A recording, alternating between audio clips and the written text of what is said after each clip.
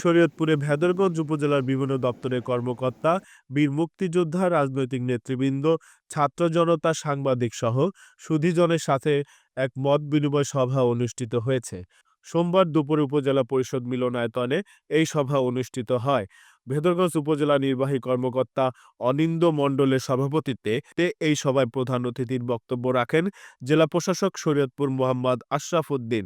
এই সময় সভায় উপস্থিত ছিলেন ভেদরগঞ্জ থানার ভারপ্রাপ্ত কর্মকর্তা পারভেজ রহমান সেলিম, সখীপুর থানার ভারপ্রাপ্ত কর্মকর্তা মোহাম্মদ ওবায়দুর রহমান, উপজেলা বিএনপির সভাপতি হাজী আবুল হাশেম ঢালী, সখীপুর থানা বিএনপির যুগ্ম আহ্বায়ক আজমল হক নান্টু মালত, উপজেলা মানবাধিকার সোসাইটির সভাপতি আসলাম হোসাইন মাঝি সহ বিভিন্ন ব্যক্তিবর্গ।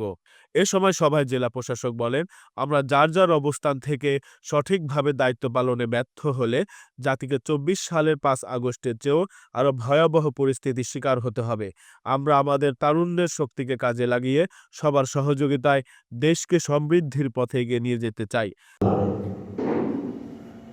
আমাদের গত জুলাই আগস্টে যা ঘটনা ঘটেছে এর চাইতে খারাপ কিছু ঘটতে পারে। আমরা নিশ্চয়ই সেরকম পরিস্থিতি চাই না। আমরা চাই সত্যিকার অর্থে জনগণকে সাথে নিয়ে জনগণের জন্য আমরা সরকারি কর্মচারী যারা আছে আমরা আমাদের কাজগুলো করে যাব। কিন্তু একই সাথে আমাদের দুটি প্রত্যাশা রয়েছে। কি প্রত্যাশা? যারা রাজনৈতিক নেতৃবর্গ রয়েছেন আমরা তাদের কাছ থেকে ঐকান্তিক সমর্থন এবং সহযোগিতা চাই, যেন রাষ্ট্রের যত প্রচলিত আইন রয়েছে, যত নীতিমালা রয়েছে, সরকারের যত দিক নির্দেশনাগুলো রয়েছে, আইনি কাঠামোর মধ্য থেকে যখন আমরা সেগুলোকে বাস্তবায়ন করতে যাব, আপনারা যেন আমাদের